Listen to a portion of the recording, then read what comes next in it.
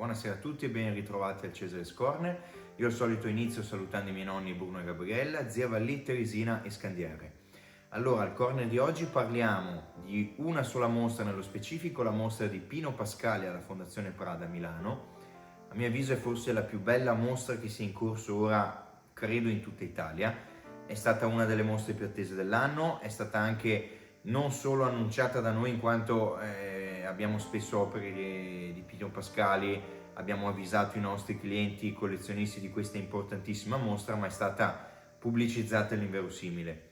È una delle mostre più belle che ho visto negli ultimi anni, quindi vi consiglio caldamente di andare a visitarla. È stata inaugurata a fine marzo, sarà aperta fino alla metà di giugno se non sbaglio, quindi c'è un po' di tempo.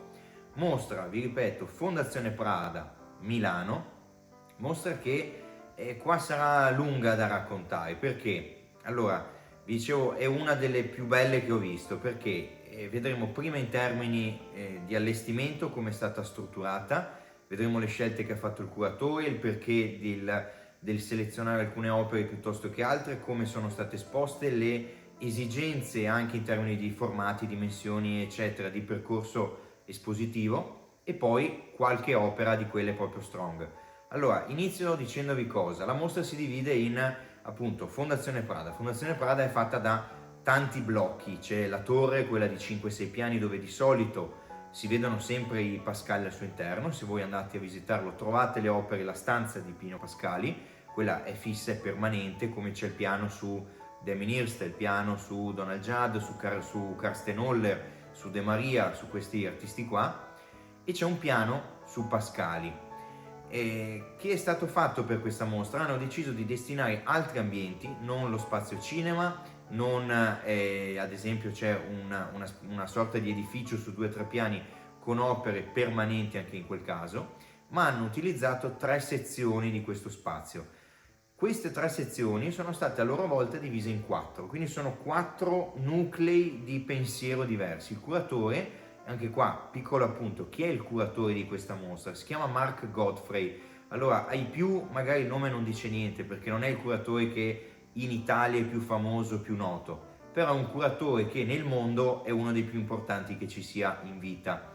Mark Godfrey è stato il secondo di Nicholas Serota. Nicholas Serota è stato lo storico direttore della Tate di Londra, ha diretto la Tate per 30 anni, quindi è stato, credo, nella storia il direttore di un museo di questa importanza più longevo in assoluto. L'ha diretta più di 30 anni. Mark Godfrey per 15 anni, degli ultimi 30 anni di Serota, è stato il capo curatore della Tate di Londra, quindi è proprio un critico di quelli coi fiocchi. Ha curato mostre di Andy Warhol, di Kiefer, di Richard Serra, di qualunque artista, i più importanti al mondo ha curato. Quindi ora trovarsi alla Fondazione Prada vuol dire che anche da parte della fondazione hanno scelto uno dei numeri 1 al mondo. Cosa ha fatto? Ha fatto, almeno da curatore mi accorgo di 2-3 momenti in cui proprio si vede il curatore, quello coi fiocchi che esce fuori. Che ha fatto? Allora, non ha cercato di fare la grande antologica, primo aspetto. Fare un'antologica di Pascali è quasi impossibile, perché significherebbe esporre una varietà di generi, una varietà di tecniche, di stili, di formati, di generi proprio artistici, che è impensabile, cioè non sarebbe stata sufficiente tutta Fondazione Prada utilizzando anche la torre, il cinema e altro. Allora che hanno detto? Hanno detto bene, facciamo una mostra sui grandi formati, una mostra che abbia tutte opere storiche, ma diciamo storiche perché fanno parte delle collezioni della Gnam di Roma piuttosto che del Mart. Se voi guardate da dove arrivano gran parte di quelle opere, vengono dai musei più importanti al mondo. C'è una mostra dove Mark Godfrey, un altro critico, non avrebbe avuto la forza contrattuale di andare al MoMA e dire datemi la balena, andare alla Tate e dire datemi queste 5 opere, andare alla Gnam, datemi queste 10. Cioè, per muovere opere da tutti i musei più importanti al mondo bisogna essere dei grandi critici, altrimenti nessuno ti ascolta. Non puoi andare là e dire prestami questo, prestami quello. Impossibile. In più questa non è una mostra di quelle itineranti, è una mostra a ciclo unico, quindi è ancora più difficile da fare. Perché? Perché ci sono quelle mostre itineranti del tipo, tutte quelle sull'impressionismo, di solito quelli che hanno nuclei di opere prevalentemente di un museo unico. Esempio, vi fanno la mostra di Van Gogh, non so, a Vicenza. Ecco, la gran parte di quelle opere di Van Gogh viene dal museo di Otterlo. Bene, viene chiesto il prestito magari di 50 Van Gogh e si dice non ha senso che noi lì si paga il trasporto, si paga l'assicurazione, si stampa il catalogo, tutta la gente che ci lavora dietro, le spese eccetera eccetera per fare una sola mostra. Allora che si fa? Si fa il pacchetto itinerante. Quella mostra di Van Gogh voi la trovate per 3 mesi a Vicenza, poi si sposta per altri 3 mesi a Torino, poi si risposta 3 mesi a Milano, 3 mesi a Venezia, 3 mesi a Verona, 3 mesi a Ferrara e poi ritorna dopo magari 1 anno e mezzo al museo di origine. Ecco che allora spostare quelle opere diventa vantaggioso in termini anche economici e il museo è più predisposto a prestare le opere migliori se sa che c'è un pacchetto di 5-6 mostre con quel nucleo di opere. Se invece viene chiesto un prestito per 3 mesi di una sola mostra, il museo tenderebbe a dire di no, a meno che non sia proprio la Tate che dice al MoMA mi presti quel quadro lì e io in cambio ti presto questo, allora può funzionare. Quindi per dirvi anche la difficoltà di far arrivare opere di quel livello, quella qualità, poi opere, lo vedrete tra un po' nelle foto o nei video, enormi, cioè opere di 3 metri di altezza, 2 di larghezza, non sono opere né facili da trasportare, che hanno bisogno di tante attenzioni in termini di casse, assicurazioni, una strage di cose complicatissime che non vi sto neanche a dire, però non è spostare il quadretto, spostare i ragni di Pino Pascali, spostare un razzo di 5 metri, spostare una cannoniera di 3 metri, non è una cosa semplice, ecco. E questa, vi dicevo, è una mostra a ciclo unico, quindi non verrà presa e l'intero blocco spostato magari a Los Angeles piuttosto che a New York, piuttosto che a Shanghai. Viene fatta la mostra da Prada a Milano e poi basta, finisce lì il discorso. Quindi per questo io vi dico andate a visitarla, perché non è che il prossimo anno la ritrovate o fra 2 o fra 3 o fra 5. Queste sono quelle mostre di una volta ogni 20 anni a farla grande. Quindi vi dicevo è stata fatta una scelta, non fare l'antologica, quindi tante cose non sono state esposte. Per dire, io che va ancora in onda il video, spesso lo si vede, di quell'intervista, diciamo quel video che avevo girato alla Biennale di Venezia 2019 mi sembra, quindi 5 anni fa, quando c'era stata una mostra di Pascali molto bella e importante in occasione della Biennale di Venezia a Venezia. In quel caso era stata fatta un'altra scelta, erano state messe un po' di opere importanti, alcune tra l'altro, una nello specifico, forse la prima che vedrete inizio video, era esposta anche in quell'occasione, e poi hanno detto bene, concentriamo la mostra magari sulle fotografie fatte da Pascali, oppure la concentriamo sul lavoro di grafico che ha fatto. In quel caso c'erano tutti i film, tutti i disegni, tutti i progetti per gli spot della Algida, l'Odolo, eccetera eccetera. Quindi viene dato un target alla mostra. Oppure si poteva dire facciamo una mostra mettendo insieme le performance di Pino Pascali, oppure la facciamo sulle tecniche miste su carta, sui dipinti, tipo quelli che ci sono a Polignano a Mare, nell'altro video che ogni tanto va in onda. In questo caso hanno detto no, eliminiamo tutto, ci dimentichiamo del Pascali grafico, del Pascali che ha lavorato per la pubblicità, per i film, per gli spot, per le opere su tela, su carta e su tavola, mettiamo solo il Pascali scultore di grandi dimensioni. Quindi quella è il target, non si può chiamare antologica perché è limitata a questa cosa, però chiamare questa una mostra limitata è, insomma, su quell'ambito è il meglio che si sia mai fatto, credo, nella storia. Una mostra del genere di Pascali io credo che sia il record da quando sia mancato l'artista, dal 68. Cosa è stato scelto di fare? Anche qua, grandissimo il curatore, grandissimo. Non ha detto una volta che ho, le opere sono 49, una volta che ho quasi 50 opere giganti, le metto in ordine cronologico, o le metto in ordine tematico, o magari le metto in ordine di genere, o 1000 altri ordini. No, ha diviso in 4 sezioni. La prima di queste, andando proprio al dunque, prima sezione mostre storiche. Quindi viene ricostruito che Pascali dal 64 al 68, gli ultimi 4 anni di vita, ma anche quelli più intensi come numero di opere fatte, numero di mostre, notorietà, gallerie prestigiosi che se lo litigano, eccetera, recuperano di 14 mostre fatte in quegli ultimi 4 anni di vita, ne prendono 5. Galleria alla Tartaruga, 2 mostre all'Attico di Roma, Gianenzo Sperone, eccetera. Quindi recuperano 5 mostre storiche e dicono: bene, le ricreiamo con tutte le opere che c'erano prima. Chiaramente non si può ricreare l'allestimento, o meglio lo spazio della galleria, ma si fa un qualcosa che si avvicini. Allora voi entrate prima stanza e avete nello stanzione grande, si chiama il Podium di Fondazione Prada, nel Podium voi trovate tutte, come dire, delle stanzette fatte in cartongesso che ricreano come delle piccole gallerie dentro, con all'esterno il nome della mostra, la tematica, chi l'ha curata, l'anno, il numero di opere e 2 o 3 informazioni base. Entrate dentro e ritrovate le stanze a tema. Perché hanno scelto queste 5 mostre e non altre? Uno, perché erano tutte 5 mostre fatte in Italia, quindi magari anche in termini di collezionismo era più facile recuperare le opere. E poi per evitare doppioni. Quindi hanno scelto 5 mostre che avessero 5 identità completamente diverse, ma che fossero rappresentative di un percorso veramente eterogeneo di Pino Pascali. Allora, prima di queste mostre trovate tutta la serie sulle armi, quindi la cannoniera, il razzo, la contraerea, la mitragliatrice, delle cose incredibili. Cioè voi entrate, vedete questo razzo di 5 metri e dite: cavolo, ma qua non è una cosa normale. Cioè, noi abbiamo venduto tante opere di Pascali come azienda Orle. Alcuni clienti, tra cui che credo mi stiano seguendo anche adesso o rivedranno il corner in replica, hanno comprato da noi i progetti su tavola, i disegni dei razzi, delle mitragliatrici, le cannoniere, cioè, ma non abbiamo mai avuto la cannoniera vera e propria. Cioè la cannoniera ha fatto record asta 2 milioni e 100, cioè, per dare un'idea, con i diritti sono opere da 2 milioni, 2 milioni e mezzo, quelle piccole 1 milione, non sono cose comprabili sul mercato normale, non vanno neanche mai in vendita, a dire il vero. Da chi andate a comprare un razzo di 5 metri di Pascali? Nessuno ve lo vende, sarebbe un pezzo da 3 milioni quello, quindi si vedono solo nelle mostre quando le fanno.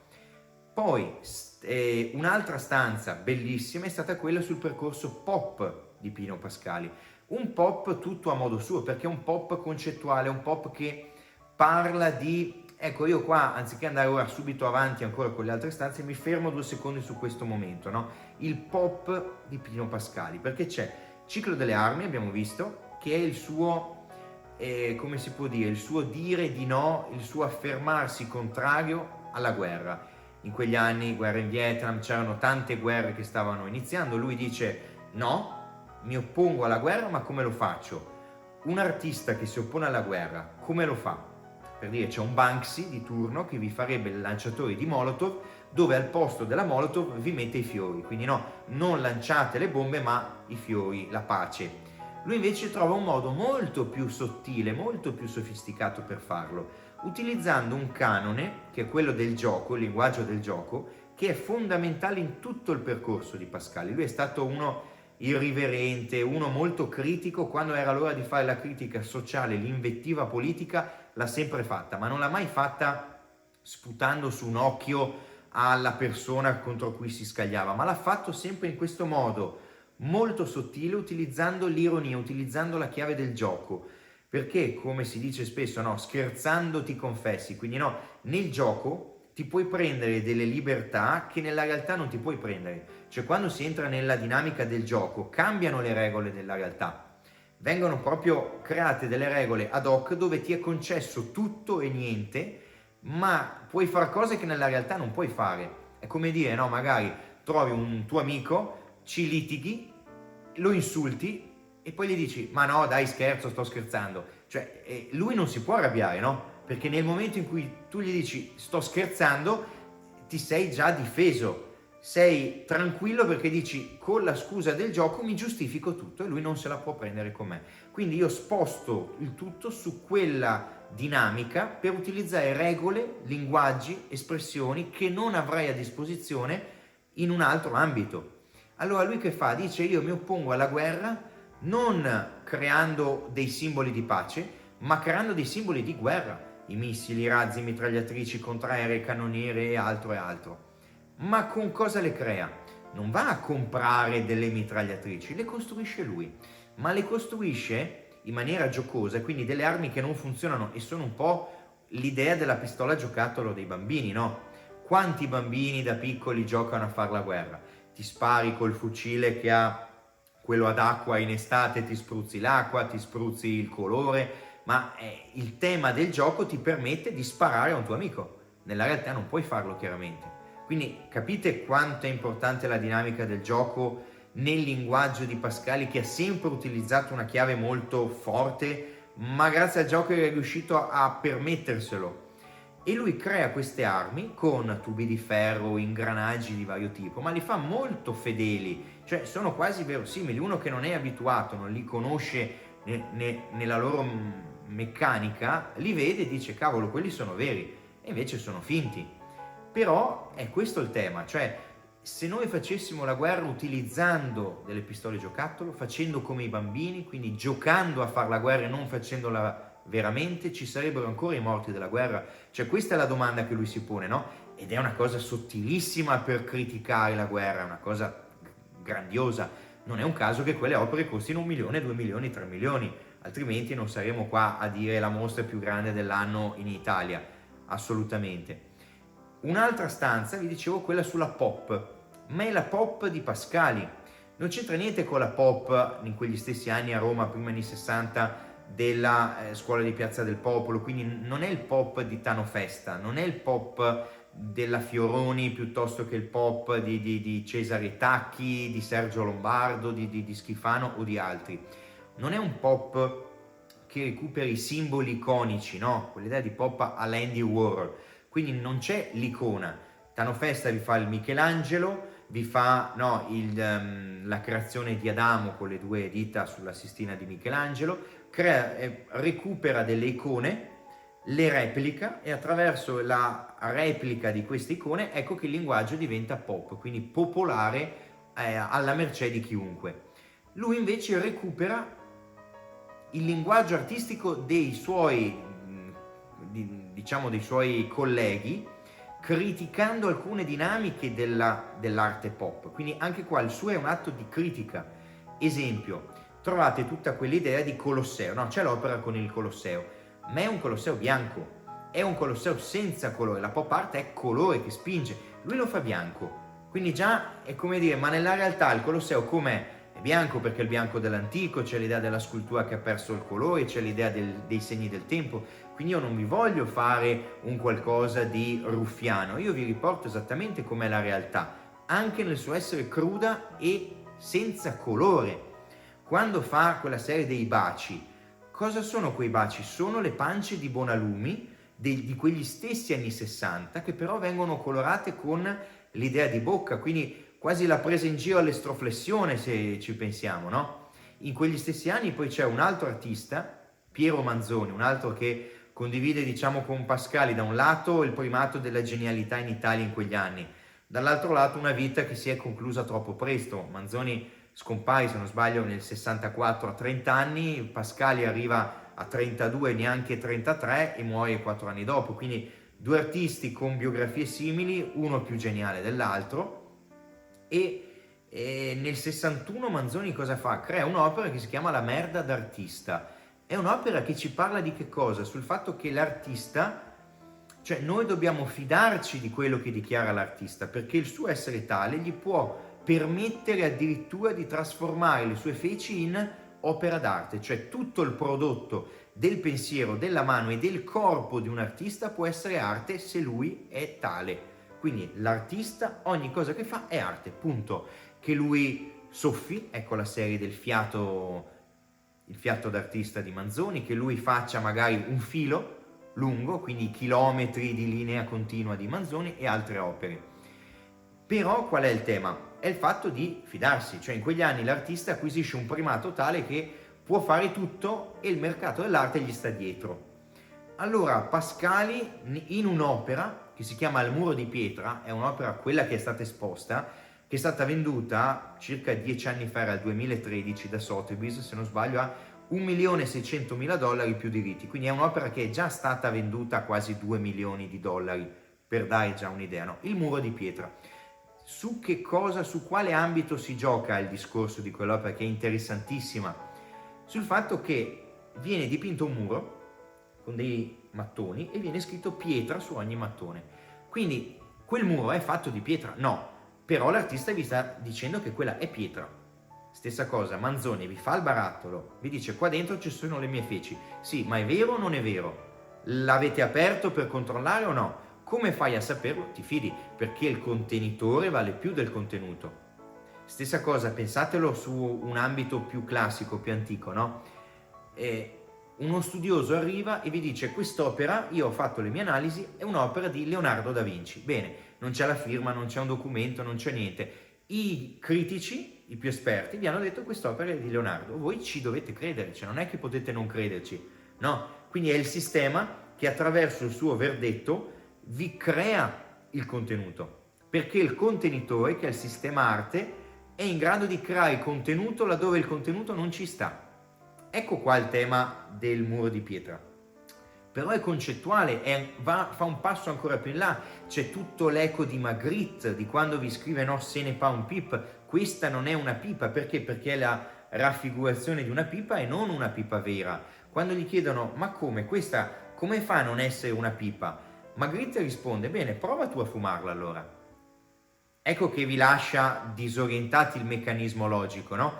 E Pascali, quando fa il muro di pietra, scrivendo muro di pietra, sta raccontando di tutto questo percorso che va da Magritte, passa per Manzoni, in mezzo altri artisti dopo seguiranno. Io penso a un ciclo di Emilio Isgros in cui crea delle nuvolette e scrive le nuvole del pensiero. Vi scrive tipo, non so, una macchia di colore giallo e vi scrive rosso, che è una cosa che aveva già fatto anche Magritte. Quindi è un filone di pensiero concettuale in cui Pascali si inserisce creando delle opere incredibili. Finisco anche con questa stanza. Un'altra stanza ancora bellissima è quella sulle forme marine. Ecco, il record in assoluto di Pascali in asta ce l'ha 3,5 milioni di dollari, più diritti, quindi ha superato i 4 milioni, una coda di balena. Voi andate alla Gnam di Roma, ce ne sono 2 se non sbaglio. Poi ci sono gli scheletri di balena, eccetera, eccetera. È un ciclo sugli scheletri, su degli elementi di animali marini. Ecco, c'è una di queste 5 mostre ricreate, è tutta su quel genere lì. Poi ce n'è un'altra ancora dove invece c'è tutta una serie su delle corde appese. Ecco, quello era un ciclo per assurdo su cui non ero a conoscenza di tutta quella serie lì, perché non le avevo mai viste né come progetti su carta né come opere fisiche. Infatti questa è una mostra che vi permette anche di vedere cose che non si vedono mai, perché sono nella collezione del miliardario a Los Angeles piuttosto che nel museo in Australia, quindi quando è che andate mai a vederle quel genere di opere? E qui si vede tutto. Prima sezione andata. Quindi recupero storico delle mostre più rappresentative che Pascali ha fatto dal 64 al 68, facendovi già vedere un accenno di che cosa è stata la sua arte in quegli anni. Il curatore che ha fatto, vi chiedo, ha curato questa sezione? No, perché lui ha ricostruito una mostra che era già stata curata a suo tempo. Non ha scelto lui le opere, non le ha messe lui insieme, già dei curatori prima l'avevano fatto. Quindi anche qui lui, da curatore, sta facendo curare ai critici degli anni 60 per la seconda volta la sua stessa sezione. Cioè sembra una cavolata, ma poi nel corso della mostra capirete perché vi sto spiegando questa piccola sottigliezza, perché a più riprese farà operazioni simili, cioè il curatore che mette in dubbio il suo stesso ruolo di curatore, come per dire, ma non è che forse è Pascali stesso che sta curando la sua mostra? Cioè questa è la domanda che vi faccio subito e poi vedrete man mano che va avanti la mostra quanto questa frase possa essere vera secondo me. Seconda sezione, fantastica, qui è fantastica perché si sale al piano sopra, Biennale di Venezia del 68, viene ricostruita la sala del 68, quindi questa è una cosa che non vedrete mai più forse nella storia, la ricostruzione di un padiglione intero alla Biennale. Perché quella del 68? Perché è stata la Biennale a cui partecipa Pino Pascali, lui verrà a mancare un mese prima del termine della Biennale e lui sarà il primo artista a cui verrà assegnato il Leone d'Oro, diciamo il primo premio, dopo che era già scomparso. Sarà il primo premio che darà la Biennale di Venezia post mortem a un artista partecipante alla Biennale. Quindi anche qui ha fatto il suo record, se analizziamo anche questo aspetto. In quella mostra trovate tutto un altro tipo di ciclo e infatti serve là per andare poi avanti, perché nel piano sopra c'è questa prima sezione che è una sala con la Biennale del 68, è più che altro un ciclo di opere che ha a che fare con tutte quelle opere con il pelo, io le chiamo con il pelo, no? Quelle forme geometriche, pelose, che trovate di solito esposte proprio alla torre di Fondazione Prada al quinto piano, fisse. E in pratica, in quell'occasione, sfruttando il fatto che vengono studiati dei materiali diversi nel 68 da Pascali, ecco che la prosecuzione, no, il proseguimento di questa stanza si parla di materiali, quindi sono tante piccole stanzette. Al piano sotto era tutto white cube, quindi il cartongesso bianco vi crea queste stanzette elegantissime con la mostra. Qui è tutto in, come si può dire, non in sughero, in legno, in compensato. È tutto in pareti di compensato, quindi vi dà l'idea di qualcosa, già il sapore del materiale così grezzo a vista, sembra di entrare in un'altra mostra, no? E questa è una mostra molto più esplicativa, ma anche qui è particolare perché il curatore di nuovo non ci dice niente, fa dire ad altri. E che fa? Divide in tante piccole stanzettine la mostra, in ogni stanzettina un materiale. Non so, Pino Pascali e l'argilla, 3 opere con quel tema. Pino Pascali è l'acciaio, oppure il cellotex, oppure la plastica, oppure il legno, il sughero, quindi tante piccole opere disseminate con i temi. In ogni stanza una scritta precisa con il materiale e, cosa fantastica, il confronto con gli altri artisti. Perché? Perché ci sono tante teche distribuite sulla sala in cui non si parla di Pascali, il curatore non ha scritto niente, ma ha radunato insieme tutti i cataloghi di mostre vecchie di altri artisti, piuttosto che giornali di design, riviste di antiquariato, riviste di qualunque cosa, giornali locali, quindi una varietà di documenti non soltanto artistici che servono a spiegare, a entrare in quel period eye, no? Con lo sguardo del tempo, per comprendere cosa significasse nel 62 utilizzare l'acciaio nella scultura, quando non lo stava facendo nessuno, magari c'era Donald Judd, c'erano pochi altri, e lui fa le cannoniere. Quindi materiale per materiale, il perché del come di quel materiale, chi lo stava usando in quegli anni, con che esiti, che mostre c'erano nel mondo in giro, nel design piuttosto che nell'architettura, chi stava usando quel materiale. Quindi è una cosa precisissima sui materiali. Secondo me quella è stata la parte più, non dico la meno interessante, perché è una mostra tutta di altissimo livello, però è la parte più didascalica, più accademica, cioè segmentiamo bene tutto. Però si può fare perché il prima e il dopo è stato creato per seguire questo flusso. Terza sezione. Qui andiamo, secondo me, sulla sezione più bella di questa mostra, quella che mi è piaciuta di più di tutte, ovvero fotografia e sculture di Pascali. Allora sono 5 opere per 5 stanze in un corridoio lungo che è un altro ambiente di sinistra, poi vedremo quello di destra. In questo ambiente ci sono una sequenza di 5 sale dove come si può dire, all'ingresso ci sono una serie di fotografie, sono tre fotografi, Ugo Mulas, Claudio Taverna e non mi ricordo neanche più il terzo. 3 fotografi che hanno fotografato Pascali insieme alle sue sculture nell'atto di performare, cioè nell'atto di cercare di creare un dialogo con le sue stesse sculture. Quindi la cosa interessante qual è? Che voi avete questa prima stanza di foto, no? Quindi entrate e vi fate un'idea anche un po' del folle che è stato questo artista, che ora vedrete alcune opere, alcune foto sono molto divertenti, irriverenti, altre finge di essere serio con le armi, quindi no, è una cosa molto strana. Però secondo me la cosa interessante qual è?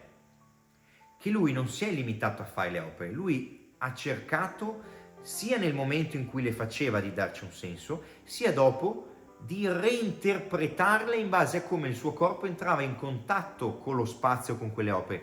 Questa è una cosa importante perché Pascal è stato, di tutti gli artisti italiani degli anni 60, l'artista in assoluto più legato all'allestimento, cioè alle sue mostre era Pascali che sceglieva come esporre le opere. Pochi artisti negli anni 60 facevano questo.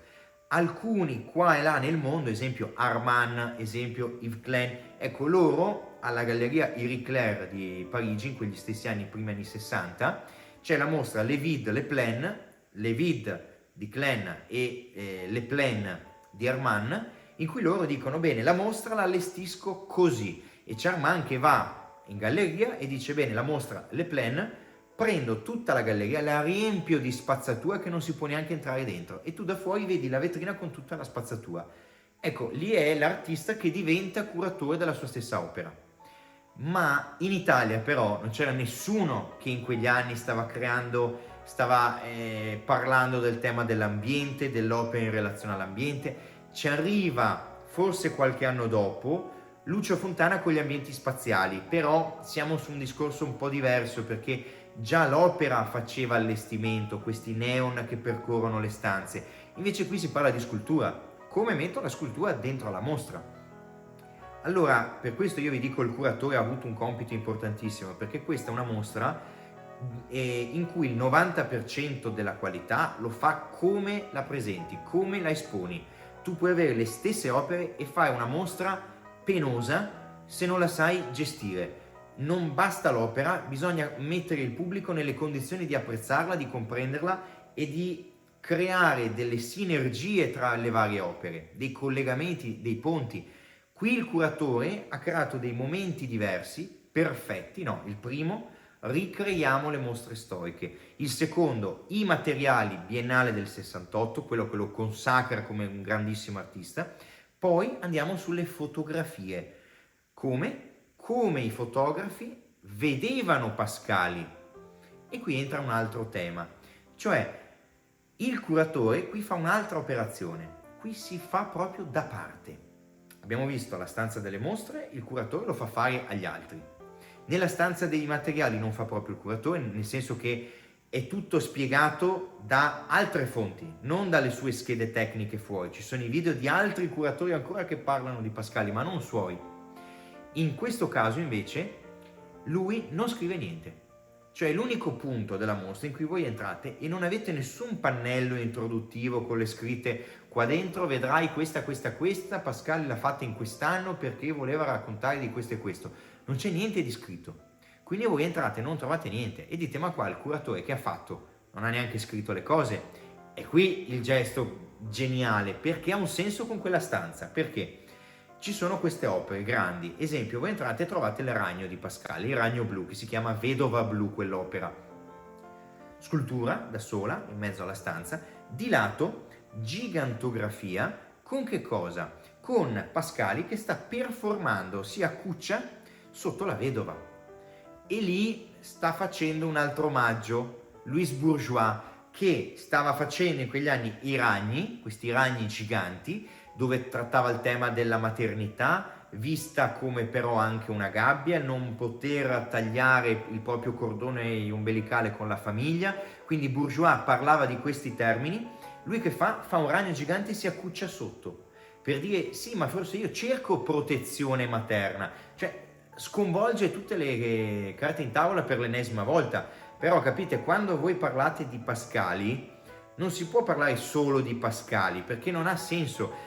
Se parli di Pascali con i ragni devi citare Bourgeois, se parli di Pascali con i bacchi da setola devi citare un altro artista ancora, se parli di Muro di Pietra c'è Manzoni, c'è Magritte, ci sono altri, se parli della parte pop c'è Bonalumi, c'è Cesare Tacchi, ci sono altri ancora.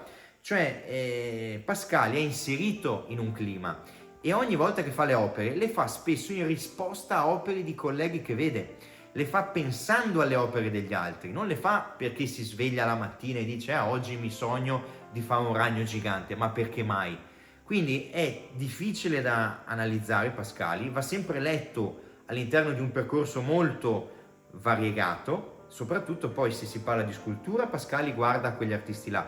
ma se si parla di grafica, guarda a quelli lì, se si parla di cinema, ad altri ancora, se si parla di foto, ad altri ancora, di performance e via così. Quindi è una cosa è complicatissimo da raccontare bene Pascali. Il curatore qua che fa? Non lo racconta proprio. Cioè, fa una cosa geniale. Perché? Perché dice, Pascali ha dato la sua visione dell'opera nel momento in cui l'ha creata, ha dato le sue idee. Poi c'è un secondo momento in cui Pascali reinterpreta le sue opere performandoci intorno. Quindi no, si accovaccia sotto La Vedova Blu, poi c'è un'opera che si chiama Il Paese Sdraio stendino e lui si mette proprio a sdraio, quindi imita la posa. La stanza con i bachi da settola, lui finge che siano piccoli e si accuccia per guardarli come si guarda dei lombrichi a terra. Poi c'è la stanza con i 32 metri quadri di mare circa, l'opera che ha alla Gnam di Roma, e lì lui sta saltellando tra una piastra e l'altra d'acqua, come per dire io sto camminando sull'acqua come fece Gesù, ma lo sto facendo zampettando come se fosse una pozzanghera. Quindi no, c'è la doppia chiave di lettura ironica. E quindi Pascali non ha solo fatto l'opera e dato ad essa un significato, ma ora la sta reinterpretando attraverso una performance. Quindi siamo già a 2 letture. Poi c'è il fotografo che ha fatto la foto, che sta dando una sua interpretazione all'opera e a Pascali che ci performa. Quindi siamo già a 3 letture diverse della stessa opera. E infine c'è il pubblico. E il pubblico che deve fare? Queste foto non sono un libretto di istruzioni, quindi se Pascali di fronte alla Vedova Blu si accuccia, non è detto che voi in mostra dobbiate fare la stessa cosa. Voi potreste sentire il bisogno di abbracciarla, di sdraiarvi a terra, di saltare, di fare altro. Quindi lui non vi sta dicendo dovete comportarvi così come ho fatto io con quest'opera. Vi dice così mi comporto io e voi fate quello che volete. Quindi siamo già a 4 livelli di interpretazione dell'opera. E il curatore che ha detto? Ha detto, ma secondo voi io ci vado ad aggiungere il quinto? Scrivendo fuori il perché, il per come di tutto? No, siamo già a 4, fate voi. Cioè ha fatto la stessa scelta che ha fatto Pascali. Capite l'importanza del curatore, quello intelligente, quello attento, quello che riflette sul perché delle opere e decide che se quell'opera ha un significato, io non vado a parlarmi addosso volendo fare quello che ci scrive sopra in tutti i casi. No, faccio un passo indietro. Cioè il curatore migliore non è quello che scrive tutto, è quello che sa fare il passo indietro e lasciar parlare anche le opere. Qui è stato di una qualità che poche volte vi assicuro vedete un curatore fare una scelta del genere. Però vi ripeto, Mark Godfrey, curatore della Tate per 15 anni, dà così in meglio. Infine, quarta e ultima sezione, poi chiudiamo con la mostra. Questa è la sezione che, anche qui, ha molto senso che sia l'ultima. Ha molto senso che sia l'ultima. Fosse stata la prima, sbagliata la mostra. Cioè, non funzionava più la mostra. Avessimo spostato queste sezioni con un ordine diverso, la mostra non funzionava più. Perché ha un percorso. Prima c'è Pascali, da solo, con le sue mostre, e lui che parla dei suoi allestimenti. Poi c'è Pascali che studia i materiali e iniziano i primi confronti con gli artisti fatti solo però col materiale documentario. Poi c'è Pascali che parla delle sue stesse opere e dei fotografi esterni dialogano con lui. E infine c'è la quarta sezione che è Pino Pascali in mezzo a tutti gli altri. Quindi voi entrate, stanza di destra, corridoio gigante, stanzone unico immenso, e vedete tutta l'infilata di Pascali giganti e in mezzo c'è La Rosa di Fuoco di Iannis Kounellis, in mezzo ci sono 3 opere degli anni 60 di Piero Gilardi strepitose, c'è uno specchio di Michelangelo Pistoletto, poi trovate un'opera di Ceroli che un Ceroli bello come quello ne ho visti pochi in vita mia, forse un Ceroli straordinario, ma trovate Piacentino piuttosto che tanti artisti. Quindi il gioco diventa, c'è una pancia di Bonalumi, quindi Pascali e tutti quegli artisti che abbiamo citato senza mai vederli durante tutta la mostra, adesso li vediamo, adesso capiamo il dialogo. Allora l'opera di Pascali, esempio, la colonna vertebrale della balena, che lui spesso chiama fossile come titolo dell'opera, insieme alla Rosa di Fuoco di Kounellis. Quindi no, Ecco che ora capiamo il collegamento, ecco che ora capiamo in quegli anni con chi stava esponendo Pino Pascali, perché Cunellis in quegli stessi anni sta facendo le mostre all'Attico piuttosto che alla Tartaruga o da Sperone, quindi quei galleristi li stanno esponendo tutti, ecco che li rimettiamo insieme. Quindi io trovo che sia stata una mostra, di nuovo vi ripeto, ruolo del curatore essenziale per creare una cosa del genere, equilibrio della mostra, percorsi di lettura, chiavi di interpretazione fulminanti, geniale, scelta delle opere, vabbè, il meglio del meglio del meglio del non plus ultra che esista di Pino Pascali, cioè più di questo non ha fatto. Quindi se voi volete, qual è il Pascali più importante, qual è quello più bello di quel ciclo, ecco, in questa mostra ci sono tutti quanti. Allora io vi ricordo, mostra che terminerà a metà giugno, quindi avete 3 mesi, 2 mesi e passa di tempo, mostra straordinaria, guardatela con calma, perché io lì non sono stato neanche troppo, vi devo dire la verità, ho sfruttato una consegna, un po' di corsa, sono stato 1 oretta e mezza, quella è una mostra da 2 ore, andate, state 2 ore, prendetevi il tempo, leggetevi bene tutto, perché capite quando leggete le cose chi le ha scritte e in base a quello capite quando non leggete niente il curatore che scelta ha fatto. Cioè questa è la mostra dove si può parlare più che in tante altre del curatore. Detto questo io vi ringrazio, avete visto un po' di foto, ora mandiamo in onda il video che poi verrà mandato nelle dirette prossime perché questa è una mostra che farà storia. Vi anticipo già i prossimi corner su che cosa saranno. Io ho avuto modo di vedere un po' di mostre, sfruttando consegne, giri, vai dall'artista, vai da questo, vai da quello, quindi ho approfittato per fare un po' di tappe e ho in programma 3 mostre, più una mostra che devo curare io tra 2 settimane, più un corner intervista che è stato girato e ora devo montare. Quindi c'è margine, ho già il materiale per i prossimi 5 corner, vuol dire 1 mese e passa di video. Vi faccio già l'anticipo al volo. Mostra su Anselm Kiefer a Palazzo Strozzi a Firenze. L'ho vista il giorno dopo che è stata inaugurata, quindi già 2 settimane fa quando smontavo la mostra di Vedova a Firenze. Quindi quella mostra vi dico andate a vederla, ve lo dico subito. La vedremo la prossima diretta, andrà in onda un corner solo sulla mostra di Kiefer. Poi ho avuto modo di vedere mostra altra consigliatissima, mostra di Escher a Palazzo dei Diamanti a Ferrara, mostra straordinaria, quindi vedetevi anche quella. Terza mostra che ho visto, Toulouse-Lautrec a Palazzo Roverella a Rovigo, rispetto alle 3 a Pascali, a Escher, a Kiefer, ampiamente sottotono.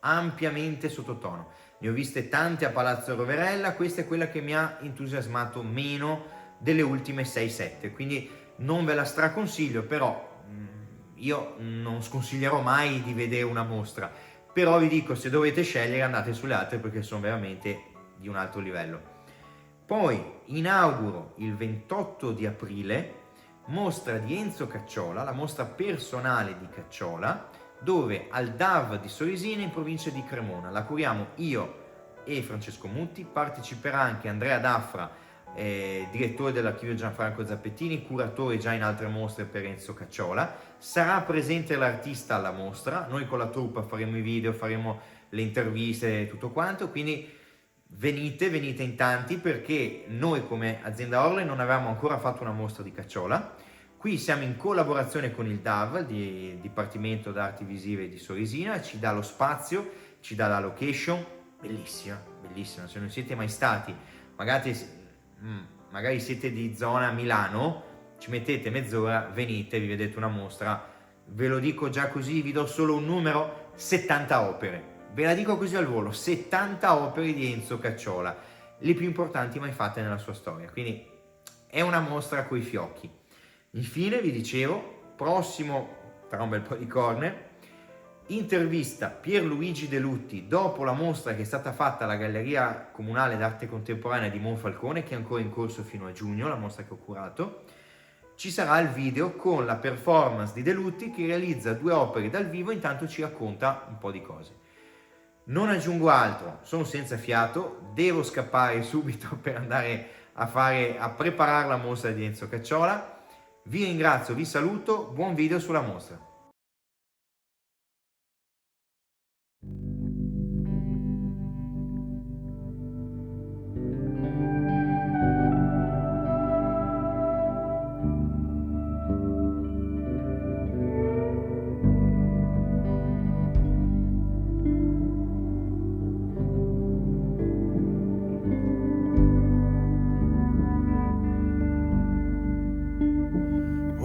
I'm sailing away, my own true love. I'm sailing away in the morning. Is there something I can send you from across the sea? From the place that I'll be landing. No, there's nothing you can send me, my own true love. There's nothing I wish to be owning. Just carry yourself back to me unspoiled from across that lonesome ocean. Oh, but I just thought you might want something fine, made of silver or golden, either from the mountains of Madrid or from the coast of Barcelona. Oh, but if I had the stars from the darkest night and the diamonds from the deepest ocean, I'd forsake them all for your sweet kiss. For that's all I'm wishing to be owning.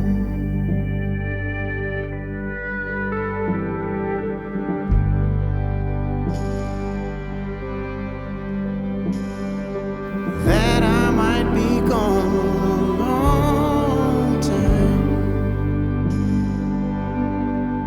and it's only that I'm asking, is there something I can send you to remember me by?